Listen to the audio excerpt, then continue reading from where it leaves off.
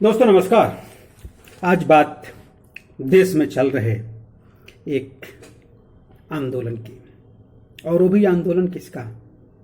कुछ लोग कह रहे हैं किसानों का आंदोलन, कुछ लोग कह रहे हैं कि दूसरे लोगों का आंदोलन। मतलब जो सामान्य स्थिति है वो मान लीजिए किसानों की आंदोलन है। अब बात है कि किसानों का आंदोलन क्यों? मैं किसी भी बात विवाद में नहीं जाकर के सिर्फ किसानों का आंदोलन क्यों? क्योंकि सरकार ने 3 अध्यादेश 3 बिल लाए थे। पहला बिल कि बाजार में किसानों को बेचने के लिए अपने उत्पाद पर जो बाध्यता थी कि मंडी में बेचें, वो मान्यता कानूनी रूप से खत्म कर दी गई, जो कि पहले से भी प्रचलन में नहीं थी। जैसे उदाहरण देते हैं, कितना लोग हैं जो अपने चावल, गेहूं, आटा, गन्ना, टमाटर, आलू, प्याज को मंडी में लेकर बेचते हैं? नहीं। गांव में लोग आते हैं, वहीं पे खरीदते हैं और ले करके बेचते हैं। वो भी हमसे खरीदेंगे तो 2 रुपया कम पर खरीदेंगे, मार्केट में बेचें, मंडी में बेचें, थर्ड पार्टी को बेचें, 2 रुपया ज़्यादा पर बेचेंगे। क्योंकि अगर उनको 2 रुपया नहीं आएगा तो व्यापार का मतलब ही होता है कि कम में खरीदो, ज़्यादा में बेचो। बहरहाल, तो उसमें सरकार के द्वारा किया गया कि ये चीजें बाहर भी मंडी में बेची जा सकती है, यानी कि अब बाहर बेचने के लिए कानूनी बाध्यता मिल गई। अब इससे किसान को बेनिफिट भी होगा कि ऑनलाइन सुविधा स्टेब्लिश हो जाएगी, सभी मंडी का रेट मालूम पड़ जाएगा, वहां पर आप अपने सामान को बेच सकते हैं। 10 किसान मिल करके अपना आराम से एक लारी करेंगे, अपना ले करके जाएंगे और उस रेट पर वहां पर मटेरियल को बेच देंगे। इसमें जो सबसे बड़ी दर्द वाली बात यह है कि हम लोग कह रहे हैं किसान कि वहां पर एमएसपी नहीं डाला गया और एमएसपी को एमआरपी के साथ में मिक्स कर रहे हैं। एमएसपी है मिनिमम सपोर्ट प्राइस, एमआरपी है मैक्सिमम रिटेल प्राइस। अब देखिए यहाँ पर प्रॉब्लम क्या होती है। अगर मान लीजिए कि हम किसी भी प्रोडक्ट का, अब मान लीजिए कि गोभी की बात करते हैं, गोभी का हमने एमएसपी फिक्स कर दिया 40 रुपया किलो, लेकिन गोभी का जो सामान्य सीजन होता है वहां पर गोभी जो है 5 रुपये किलो मिलता है। क्यों? क्योंकि कोई भी मार्केट हो, एग्रीकल्चर मार्केट हो, स्टॉक मार्केट हो या अपना ऑनलाइन मार्केट हो, कहीं पर भी, या टिकट भी, या फ्लाइट की टिकट भी लेते हैं तब भी, तो ये कोई भी मार्केट है वो डिपेंड करता है डिमांड और सप्लाई चेन के ऊपर। यानी कि डिमांड ज्यादा है, सप्लाई कम है, तब आपका रेट बढ़ जाएगा। डिमांड कम है, सप्लाई ज्यादा है, तो रेट घट जाएगा। अब यहां पर हम लोग मांग कर रहे हैं, किसान लोग, कि उसकी बाध्यता, उसमें एमएसपी डाल दिया जाए कि उससे कम पर जो भी सामान खरीदेगा उसको जेल हो जाएगा। अब देखिए कि गोभी 60 रुपये 70 रुपये बिकेगा तब तो ठीक है। अब मान लीजिए गोभी का पैदावार एक ही सीजन में आ गया, तब क्या होगा? सभी लोग क्या करेंगे कि मार्केट में तो 10 रुपये 15 रुपये लोग बेचते हैं। अब क्या होगा कि कोई आदमी 40 से कम पर नहीं खरीद सकता है, क्योंकि अगर खरीदेगा तो उसको जेल हो जाएगा, क्योंकि कानून में उसका प्रावधान है। तब क्या होगा कि किसान का जो भी लागत जो कम से कम है कि वो आ जाता है, वो भी नहीं आएगा, क्योंकि कौन जाएगा 2 किलो गोभी खरीदो और जेल जाओ। तो ये सारी चीजें थोड़ी डिफिकल्ट होती है। तो इन सभी चीजों को डिमांड और सप्लाई चेन पर ही मार्केट का रेट डिपेंड करता है, इसीलिए कानून में शायद उन लोगों ने रही रखा होगा, जो कि थोड़ा बहुत तो जस्टिफाइड लगता है। लेकिन इसमें और कुछ भी किया जा सकता है, ऐसा नहीं है कि एकदम खत्म है। क्योंकि इसको लाने की जरूरत क्यों पड़ी? जरूरत इसलिए पड़ी क्योंकि हमारे यहाँ एफसीआई और बाजार समिति का जो कार्य सिद्धांत है वो बहुत ही ज्यादा खराब है। लेकिन यहाँ पर एक और चीज है कि क्या जितना गेहूं और चावल का उत्पाद होता है, क्या सब सरकार खरीद सकती है? और सब टोटल सरकार कोई भी खरीदेगा जितनी उसकी आवश्यकता होती है। सरकार की जितनी आवश्यकता होगी उतना ही सरकार खरीदेगी। हमारे घर में गोभी की जरूरत है तो हम जितना ही गोभी खरीदेंगे ना, जितना हम खा सकते हैं। तो यहाँ पर सभी लोगों को थोड़ा बहुत समझना पड़ेगा, इंडस्ट्रीज को भी समझना पड़ेगा, गवर्नमेंट को भी समझना पड़ेगा और किसान को भी समझना पड़ेगा कि मार्केट की रूपरेखा क्या होती है, मार्केट का अस्तित्व क्या होता है, मार्केट चलता कैसे है। यहाँ पर किसी भी तरह का कोई बाध्यता नहीं दिया जा सकता है।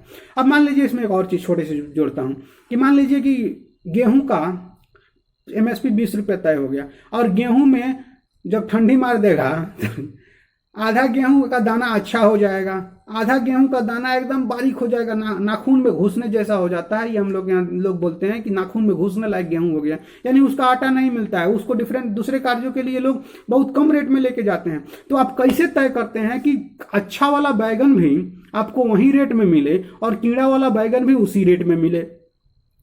तो आप जब खरीदते हैं बाजार को तो जाकर के बैगन देखते हैं ना कि ये थोड़ा सा खराब है, गोभी में थोड़ा सा गोभी बढ़ जाता है, फूल गोभी जिसको क्या बोलते हैं उसको, हो जाता है।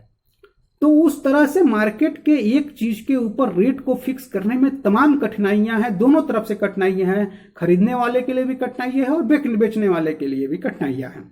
तो इसी तरह से इस मुद्दे पर, इस पॉइंट पर जो भी आंदोलन है उसमें संशोधन के लिए बात विचार हो सकती है, अलग कोर्स ऑफ एक्शन है।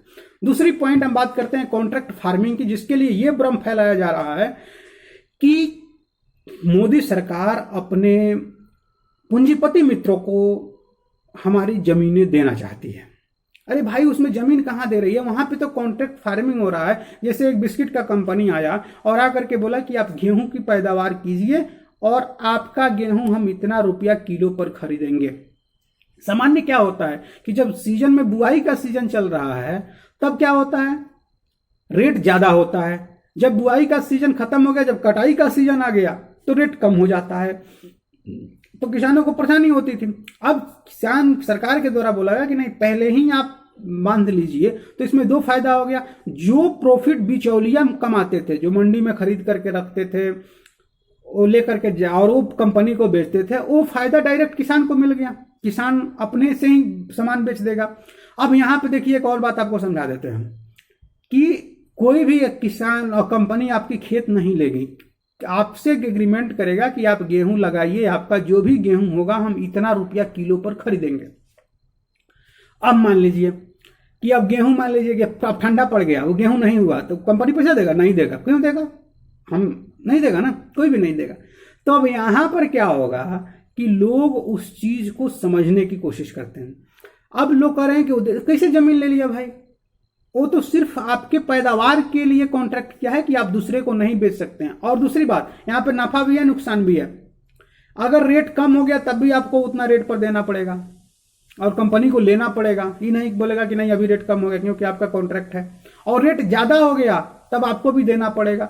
तो दोनों तरह से मिला जुला करके बाजार चलाने की स्थिति बनाई गई है, जिसमें फायदा मोर और लेस किसान को ही है, क्योंकि जो बिचौलिए जो कमा जाते थे बिना कुछ किए वो नहीं होगा। ठीक है, 2 रुपया ऊपर नीचे जो भी होगा वो सही हुआ, लेकिन इसमें किसान की जमीन पर जो कब्जा होने की बात है वो हमारे समझ में थोड़ी सी कम आई है। अगर आप लोग पढ़े होंगे डिटेल में तो मेरे को जरूर बताएं। तीसरा बात है कि भंडारण की जो व्यवस्था सरकार के द्वारा कानूनी रूप से की गई है, इसमें थोड़ा हमको भी शंका है, हम समझने में थोड़ी सी कमी हुई है, जो भी हुई है, क्योंकि हम इसमें उतने उस तरह से सहमत नहीं है। लेकिन इसमें 2 चीजें भी इसमें भी है कि भंडारण को आखिर बाहर के लिए, लोगों के लिए क्यों दिया जाएगा? जमाखोरी बढ़ सकती है, कलाखोरी हो सकती है। लेकिन इसकी मजबूरी यह है कि सरकारी गोदामों में कितनी ज्यादा फसलें नुकसान होती, कितनी ज्यादा सामान नुकसान होता है। चावल की बोरी, गेहूं का बोरी, ट्रक का ट्रक खराब हो जाता है। लेकिन उसके लिए इसके अलावा दूसरे तरह से भी उसको देखा जा सकता है, उसी चीज को रख करके और किया जा सकता है। लेकिन सरकार जब बनाया है तो जरूर उसके दिमाग में कालाखोरी और जमाखोरी के अलावा कुछ ना कुछ तो जरूर रहा होगा। शायद आगे उसके लिए हम लोग बात करेंगे, हम लोग सरकार के ऊपर दबाव बना करके उसको किया जा सकता है। तो इसमें भी किसान के कुछ नहीं लेना देना है। भंडारण करने वाला पूंजीपति वो मार्केट में ज्यादा रेट बढ़ाएगा तो मार्केट का रेट बड़ा ज्यादा होगा, उसमें किसान की डायरेक्ट कुछ इन्वॉल्वमेंट दिखाई नहीं पड़ती है। यानी कि जो शुरू के 2 कानून थे उसमें कानूनी रूप से बाजार में बाहर बेच सकते हैं, और कॉन्ट्रैक्ट फार्मिंग के ऊपर ज्यादा लोगों को, एक है कि एमएसपी और दूसरा कॉन्ट्रैक्ट फार्मिंग पर लोगों को भ्रम है। इस भ्रम को 100% गलत नहीं कहा जा सकता है, कुछ उसमें 1-2% बातें हैं, लेकिन मोर और लेस ऊपर नीचे अगर आप मिला करके देखें तो किसानों के फायदे के लिए भी है। और ये जो आंदोलन है ये थोड़े से राजनीतिक रूप तो जरूर ले रहा है। बहुत बहुत धन्यवाद, बहुत बहुत शुक्रिया।